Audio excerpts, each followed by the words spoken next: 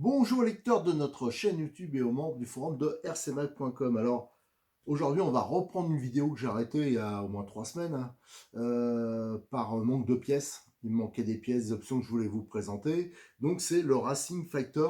Alors là c'est la version que je vous ai présentée hier. C'est la version toute montée qui vient de sortir où il y a juste la radio à assembler. Voilà. Et là ça c'est le mien.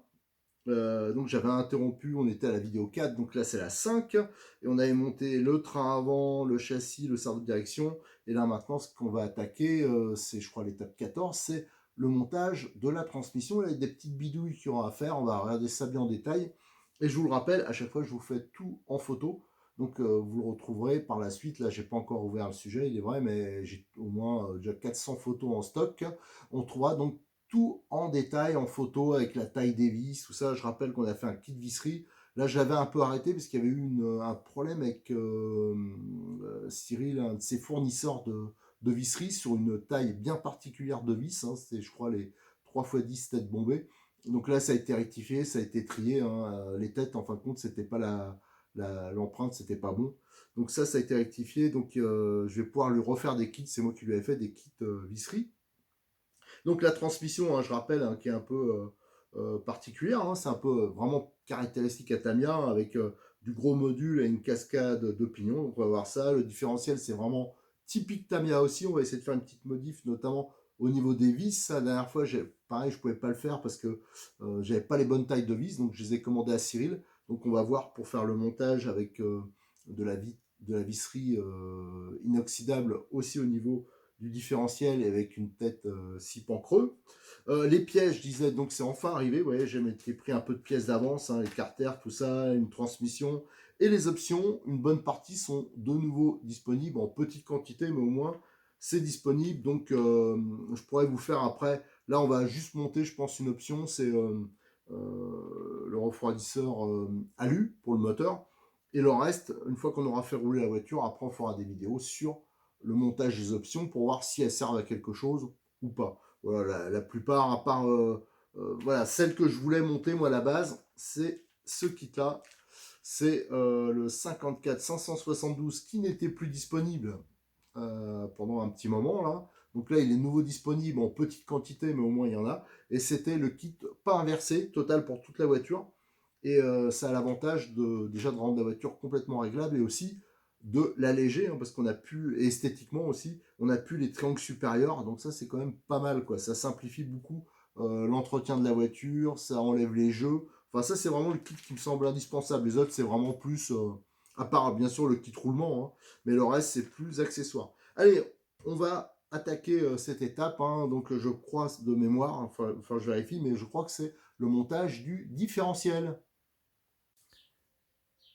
Alors, l'extrait de la notice numéro 14, c'est le montage du différentiel. Et on va commencer par le montage du différentiel. Alors, il est vraiment hyper typique des productions Kyosho. Donc, alors là, je m'adresse bien sûr aux débutants, mais on a ça aussi sur tout ce qui est les voitures à transmission avec cascade de pignons, comme par exemple les M05, les M06, tous les M châssis, c'est un peu le même principe. Le corps, il fait en même temps couronne. Voilà, donc vous avez ici l'emplacement pour les 3 satellites. Alors je rappelle, pour les débutants, les satellites, c'est ceux-ci, parce qu'ils tournent autour des planétaires. Et là, vous avez les planétaires. Et ici, vous avez les axes, en fin de compte, pour les satellites. Voilà. Et on retrouve donc le petit carter, voilà, le petit bouchon du différentiel. Alors, on remarquera qu'il n'y a pas de joint. Alors, il n'est pas étanche, donc on ne pourra pas mettre de d'huile silicone, hein. L'idéal, ça aurait été de mettre ça, donc on va mettre de la graisse. Donc la graisse, je rappelle, elle est fournie, mais en fin de compte, je vais peut-être pas mettre cette graisse-là, parce qu'il y en a pas assez, et je voudrais en mettre sur l'utiliser peut-être pour la cascade de pignons, je vais voir. Donc en fin de compte, je vais utiliser de la graisse lithium, donc la référence 281 de chez Modis 34, hein, il fait des pots, là, ça vaut que 4 euros. Donc ça vaut le coup. Moi, j'ai les deux versions, hein, j'ai la graphite et la lithium. Quand on fait de la RC, ça me paraît quasiment indispensable. Tiens, on revient sur les planétaires. Ici, donc c'est pas sur cette étape-là qu'on va monter les sorties de différentiel, mais vous voyez, elles sont solidaires des sorties de différentiel. Voilà, vous avez un système de méplats, voilà, pour les entraîner. Donc celle-là, je la mets de côté. Qu'est-ce qu'il y a comme petite, moi, petite modification que je vais faire, c'est que d'origine, comme sur tout le reste de la voiture, hein, c'est des vis de type cruciforme, hein, et c'est pas du métrique. Moi, je vais remplacer par des vis métriques. Alors ça, c'est du 2,6 par 10. Alors je me suis dit, tiens, les vis 2,5, ça va être bon. Et en fin de compte, non, ça va pas. Alors ce que j'ai fait, j'ai pris, voilà, au moins ça c'est standard, et vous l'avez en plus dans le kit visserie, hein, de Modis 34, elles y sont déjà les vis pour faire la modification. Vous avez, j'ai pris des 3 x 10 têtes bombées, la référence c'est M1404, et j'ai juste eu à agrandir un peu le trou, là j'ai repercé à 3, voilà, et pour pouvoir les monter, ça passe nickel. Alors là, le gros avantage déjà, c'est du métrique, ça sera beaucoup plus solide, hein, voilà, le serrage, il est quand même largement meilleur qu'avec ce type de vis. C'est une empreinte 6 pans creux, donc ça sera là aussi mieux. Enfin, j'y vois que des avantages de monter ce type de vis. Allez, on va attaquer le montage.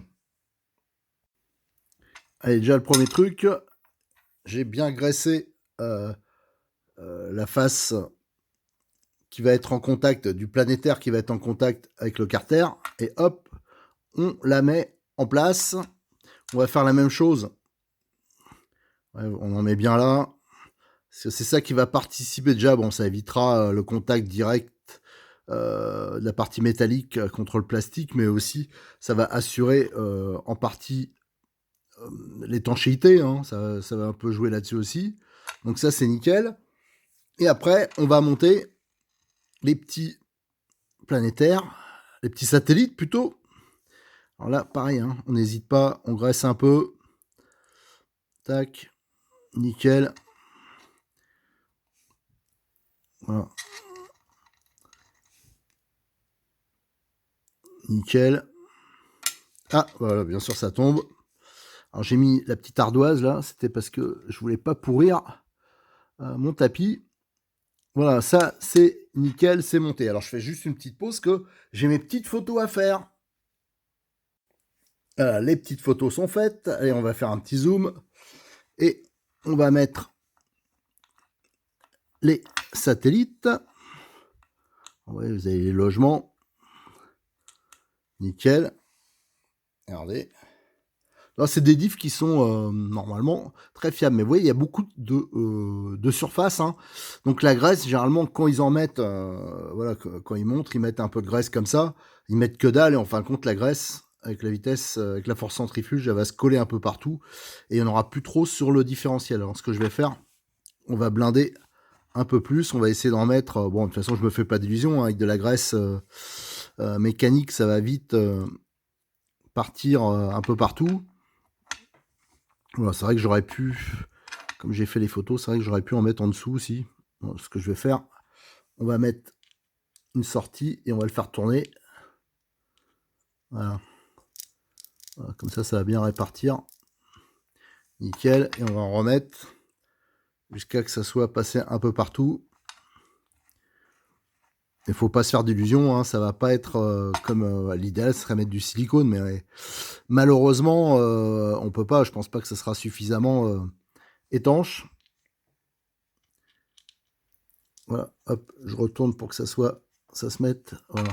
Mais vous voyez, là on le voit bien, hein, ce qui va se passer, c'est que ça va partir un peu partout et ça sera plus trop sur les pignons. Mais bon, voilà, c'est comme ça, hein. Hop, allez, je rebourre encore. J'espère que ça va pas fuir. Le fait d'avoir beaucoup plus de graisse que... Enfin, on verra. Hop, allez, go. Ça, c'est bon. Allez, une petite photo et je ferme tout ça. Voilà, on l'a bien blindé. On le voit d'ailleurs au poids. Hein. Et maintenant, on va le fermer. Alors, ça rentre en même temps, les petits pions là, qu'il y a ici, ils vont permettre de bloquer les satellites bien au fond. Hein, ça va bien les maintenir. Voilà, nickel. Et là, je vais pouvoir mettre mes vis de 3, comme j'ai mis des vis un peu plus balèzes. Alors, le petit risque, c'est que ça fuit. Mais bon, c'est pas bien grave. Hein, ça ira éventuellement sur la cascade de pignon. C'est pas dramatique. Mais par contre, si on avait mis de l'huile silicone, là, ça serait pas bon parce que l'huile silicone, ça va coller, ça va, enfin, quand ça va fuir déjà beaucoup plus facilement. Et en plus, bah, ça va ralentir la transmission, ça va freiner la transmission. Et bah, il va avoir un peu plus de chauffe moteur, un peu moins de performance. Donc c'est vrai qu'il faut y aller mollo avec la graisse, notamment sur les pignons ici. Donc, je sais pas trop ce que je vais mettre. Soit je mettrai la graisse Tamiya, ou soit je mettrai ma graisse graphite que je mets, qui est quand même bien plus adaptée au métal. Voilà. Alors là, j'ai fait que approcher. Voilà. On ne serre pas. Maintenant, je vais le mettre en contact. Voilà. Mais là, le serrage, pour en avoir déjà monté un diff comme ça, je peux vous dire qu'avec les vis métriques, c'est quand même beaucoup mieux. Voilà. Alors là, on ne serre pas comme un malade. Hein. Ça sert à rien. Voilà. Nickel. Et là, on va tester le diff. Voilà, nickel. Voilà, ça c'est très bien. Bon, de toute façon, je me fais pas d'illusions, il va vite. Alors là, il est fait, il va être un peu plus dur qu'avec la graisse d'origine, hein, donc ça va motricer un peu plus, mais c'est sûr que sur la glisse, ça risque de glisser un peu. Mais bon, avec le temps, il va vite, je pense, se ramollir un peu. Alors là, par contre, ce qu'il faut penser, c'est, on va essayer de nettoyer un max. Bon, ça va pas trop déborder, ça va. Voilà, en tout cas, le diff est fait. C'est nickel. Là, j'avais graissé, j'ai rien oublié. Bon, on va pouvoir passer à l'étape suivante. Les extraits de la notice 15 et 16. Donc ça, c'est le montage de la cascade de pignon dans la cellule arrière et son assemblage. Alors déjà, l'étape 15, alors on va monter le pignon intermédiaire dans la cellule. Hein. Donc on retrouve l'axe qui fait 5,45. Hop, il vient se mettre là. Et on a ce fameux pignon intermédiaire à un étage, hein, comme souvent chez Tamiya. Et normalement, c'est monté sur bague. C'est pour ça que sur la notice, hein, vous allez voir, enfin vous avez vu juste avant, je vous l'ai montré, il faut graisser. Là, bien sûr, pas besoin de graisser au niveau de l'axe parce qu'on va monter, enfin moi du moins, j'ai monté le kit roulement de Cyril, hein, de Modis 34, que j'avais pris dès le début. Voilà, donc on va le mettre. Voilà, c'est nickel. Et on va pouvoir monter. Voilà. Ça, voilà, nickel. Donc en fin de compte, là, vous aurez le différentiel ici. Et là, de l'autre côté, vous aurez le pignon. Là, il y a une autre cascade de pignon. Alors, je ne l'ai pas à portée de main, mais c'est ici. Ça va rentrer ici. Et ça sera pour la transmission. Hein. Donc, il y aura la couronne principale, un petit pignon qui va entraîner celui-là. Et lui-même va entraîner, on voit il y a encore un étage, il va entraîner le différentiel. Donc on voit c'est quand même, c'est pas les transmissions les plus simples, mais là monter sur roulement déjà, moi je vous conseille, hein, ne montez pas cette voiture sur bague, ce serait vraiment un sacrilège, surtout au prix du kit roulement, prenez-le d'entrée, c'est quand même beaucoup mieux. Voilà, donc là il n'y a pas besoin de graisser. On va graisser quand on va monter le différentiel, on le graissera ici, je pense que je vais mettre, même si c'est peut-être pas la plus adaptée. Bon, soit je mettrai la graisse livré avec.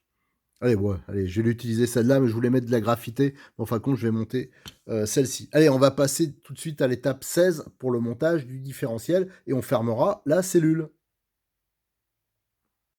Alors, cette étape 16, hein, qui est assez simple, hein. Donc là, on va monter le différentiel dans la cellule. Là, on voit bien hein, le système d'entraînement. Et donc, on va monter, on aura besoin pour ça des roulements. Donc là, c'est toujours des 5-11, hein, pareil, du même kit roulement. On le met ici. On le met de l'autre côté, dans le deuxième demi-carter. Et là, on va pouvoir monter le différentiel. On va le mettre en place. Alors là, pour l'instant, il ne va pas être guidé au début, hein, parce que c'est une fois seulement qu'on aura mis les noix, hein, que ça va le guider. Mais ça, on le fera après, hein, c'est pas sur cette étape de montage. Et là, bien sûr, on va tout graisser, refermer le carter. Et là, on va utiliser, normalement, c'est des vis toujours, comme chez Tamiya, de type cruciforme, vis un peu métal tôle. Voilà, et moi, je les ai, pareil, remplacés par du métrique, hein, du kit de Modis 34, visserie. Donc, c'est du métrique, inoxydable et à tête bombée, 6 pans creux. Voilà, allez, on va assembler ça. Alors, les roulements sont en place. J'ai commencé à graisser les pignons. J'ai graissé le diff avec la graisse Tamiya. J'hésitais, hein, j'ai failli mettre la graisse graphitée, là, mais bon. Bah, et en fin de compte, je regrette déjà un peu parce que je trouve elle va bien dans à l'intérieur du différentiel, mais sur le reste, je trouve qu'elle est trop collante. Alors, pour une transmission, c'est pas génial. Bon, enfin, c'est pas grave. Maintenant que je l'ai montée, allez, là, on voit, j'en ai mis pas mal. Hop, on l'a mis en place. Là, c'est bien graissé. Ça déborde même un peu. Et là, on va pouvoir monter. Fermer le carter. Ah, le roulement est tombé. Hop, c'est pas grave. On va le mettre. Non, c'est pas ici qu'il va. En plus, c'est vrai qu'il tient pas. Ça, il faudra que je regarde au prochain démontage. J'essaierai de le... Voilà, il y a une petite astuce, hein, moi je fais avec un petit cutter, je marque l'emplacement où vient se mettre le roulement, comme ça quand on le met en place, il va tenir tout seul. Voilà, bon là je le ferai la prochaine fois, autrement mon montage il va mettre 10 ans, et là on va mettre les vis métriques. Voilà, donc là ce sera quand même beaucoup mieux. Alors ça sert plus dur avec le métrique bien sûr. Hop, je ne serre pas à fond. Hop, il y en a une vis qui vient là. Alors c'est vrai que sur la notice, on voit pas super bien l'emplacement. Alors bon, il est relativement logique, mais pour celui qui est pas trop bricolo, tout ça, ça peut poser peut-être une petite difficulté. Alors, regardez bien sur la vidéo. Je pense qu'on le voit, les emplacements, parce qu'il y a 2-3. De toute façon, c'est pas grave, même si on se plante. Il n'y a pas 50 emplacements non plus, hein, pour mettre les vis, mais sur la cellule, il y a d'autres pièces qui viennent se greffer. Donc, il y a pas mal d'emplacements pour serrer, hein, pour mettre des vis. Donc, il faut pas se planter. Voilà, hop. Et il en reste une dernière qui, logiquement, vient se mettre là. Voilà. Ah.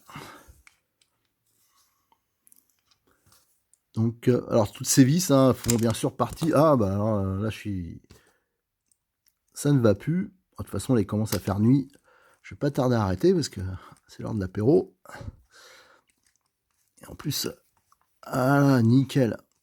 On a eu la chance de manger dehors aujourd'hui. Enfin, ce soir, je pense pas, mais... Donc ça, c'est sympa. C'est dommage que j'ai pas l'occasion d'aller rouler. Vivement la deuxième dose de vaccin. Comme ça, on sera un peu plus tranquille. Voilà, nickel. Alors là, la cellule arrière est montée. Je vais regarder si ça tourne bien. Voilà, si ça tourne. Donc, de ce côté-là, c'est nickel. Alors, par contre, j'ai pas mis de graisse à ce niveau-là, parce que là, je trouve que autant là, c'est bien protégé, mais là, la poussière va rentrer, tout ça, et ça sera, je pense, pas une bonne idée. Voilà, je préfère le laisser sans graisse à ce niveau-là, hein, quand je vais faire le montage. Voilà, donc la cellule arrière est assemblée. Maintenant, la prochaine étape, ça va être le montage de la couronne intermédiaire et du moteur. Mais ça, on le verra sur une autre vidéo. Parce que bah déjà, là, je vous dis, c'est tard, mais surtout, je veux pas faire trop long. Et donc voilà, dans la prochaine, on attaquera par la étape 17. Ça va être le montage du moteur, de la couronne intermédiaire, de la couronne principale aussi. Et on va monter aussi le pignon moteur et l'option radiateur alu et la plaque alu de refroidissement. Allez, je vous remercie, à très bientôt pour une nouvelle vidéo hein, sur le montage de ce Racing Fighter.